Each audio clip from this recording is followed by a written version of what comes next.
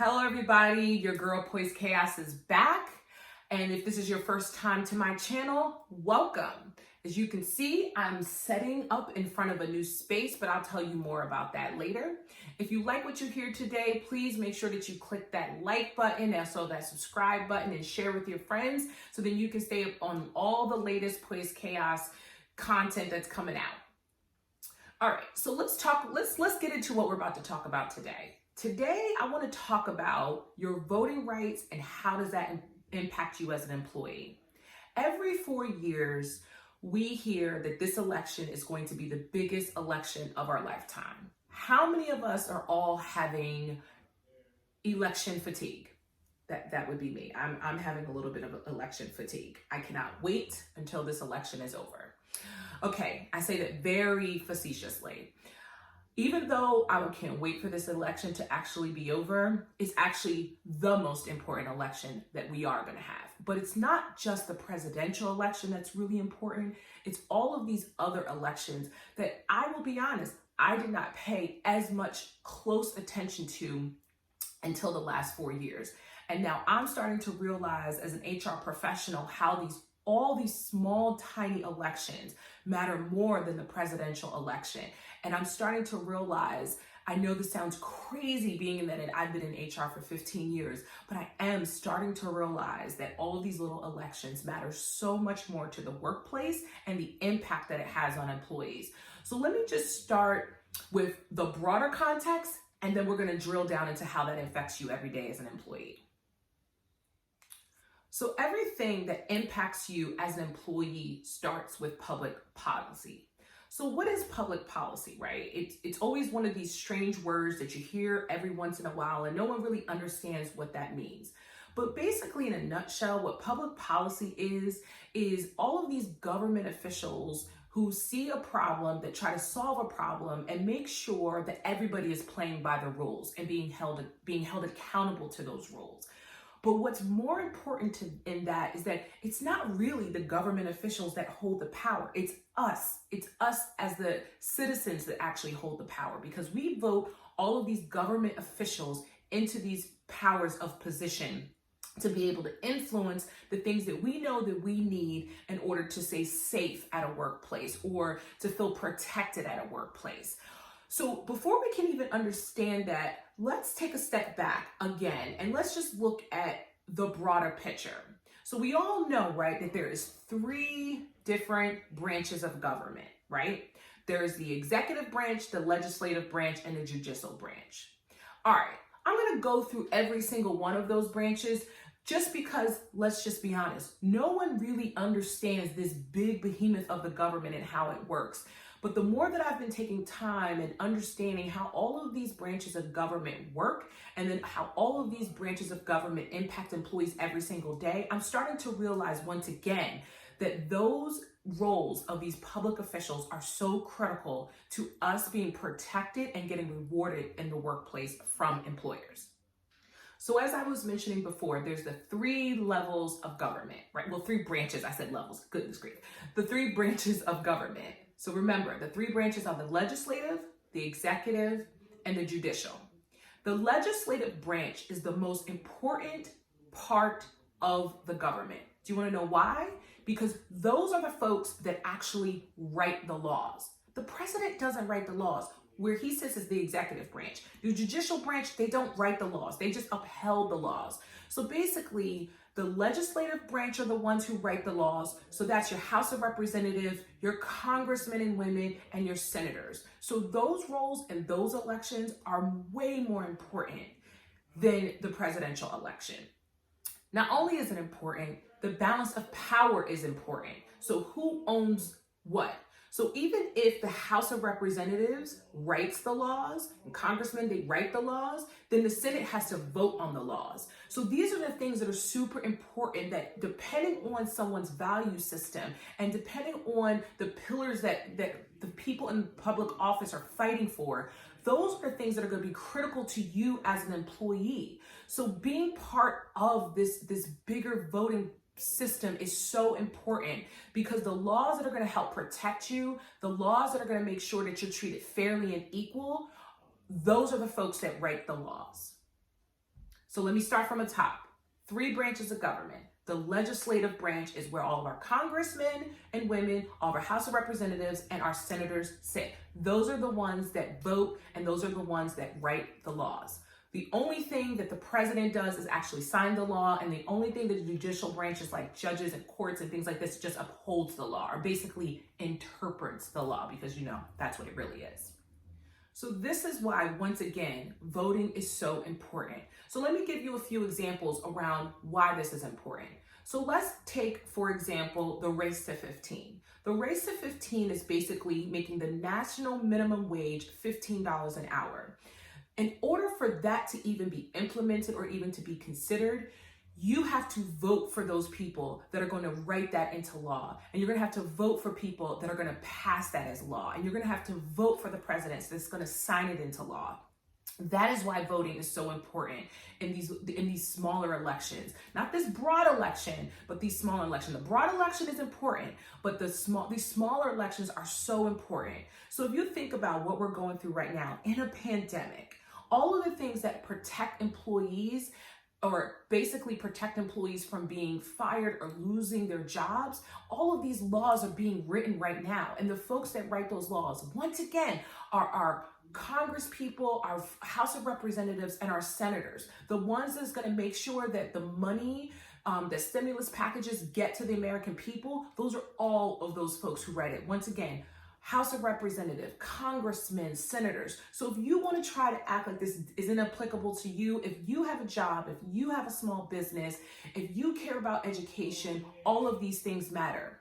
So if you don't take part in the process, those things are going to be impacted. If you think about one of the most important things that matter to employees, I don't think anybody understands. It's not even wages.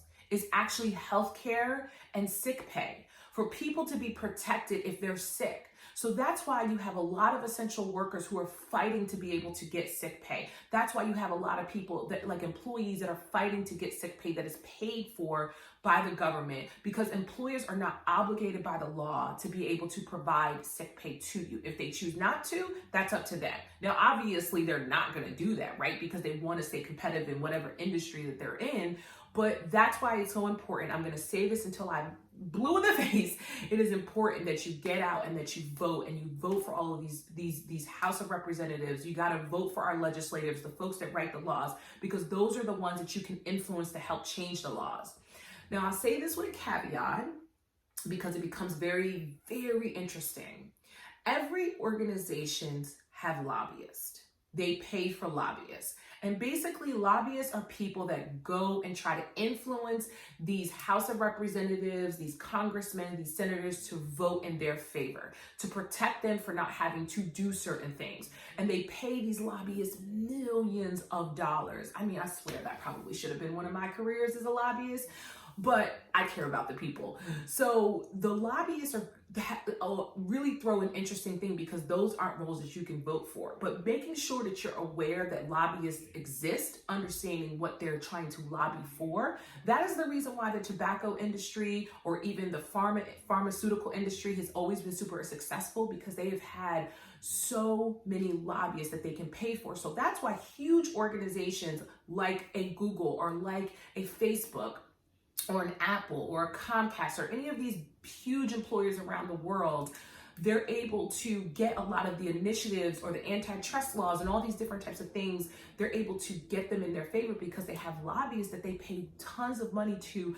that go out and beat the streets and get these folks in the legislative to influence them to vote in their favor. So once again, people, I implore you, it is so important that you go and you vote in your small elections, and also go and you vote in the presidential election, because it really does depend on it. When you're talking about your health care, rights for women in the workplace, your ability to have contraceptive, any of this. And I'm not trying to make any type of political statement. I'm just giving you blatant facts on the things that you need to know, that if you're working for an employer, why your vote matters, because it's going to protect you in the long run. So we talked about how all of this big government works and how this impacts the laws and how this would. Let's talk about how it impacts you to be able to vote on election day.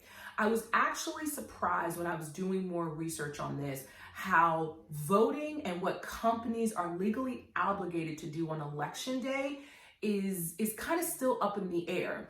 That is why you have a lot of people trying to push election day to be a national holiday so it protects a lot of people. But your girl Poise Chaos is here, so I'm here to give you the knowledge and tools and tips and tricks that you need in order to be able to make sure that you go out and vote.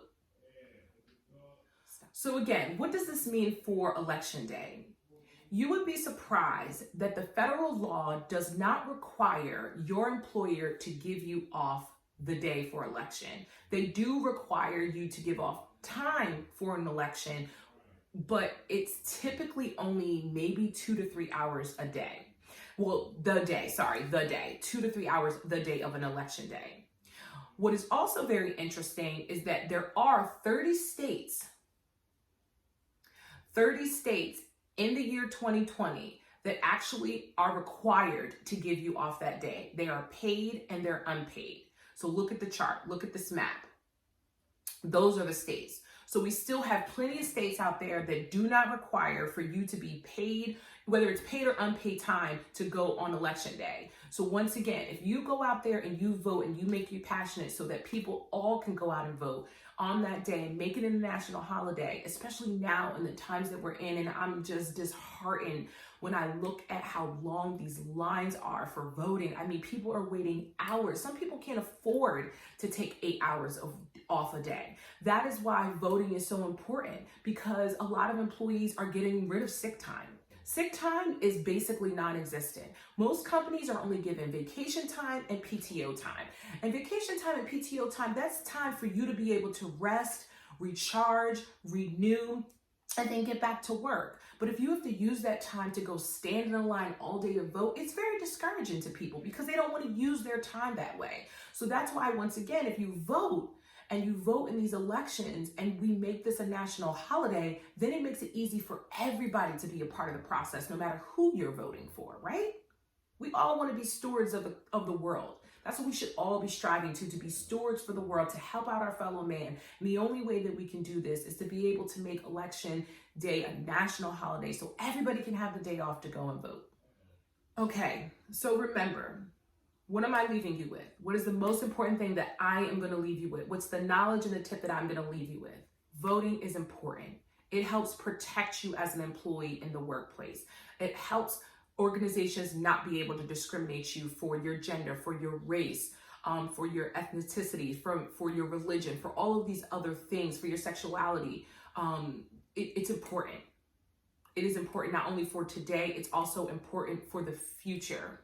So as election day is coming up on Tuesday, November 3rd, make sure that you know what your state requirements are for taking the day off. Make sure that you look into it so if your employer tries to take advantage of you to stop you from being able to go vote, you'll know what your state requirements are. I'm going to put a link in the description box so you know that where you can go and look up all the information about voting in your state. It is not too late to be well informed. It's not too late to make sure that you're going out and exercising your right to vote. People have died for their right to vote. So I beg you to make sure that you go out and you vote and you stay, not just for on November 3rd, presidential election. I want to make sure that everybody's out there making sure that they're well informed.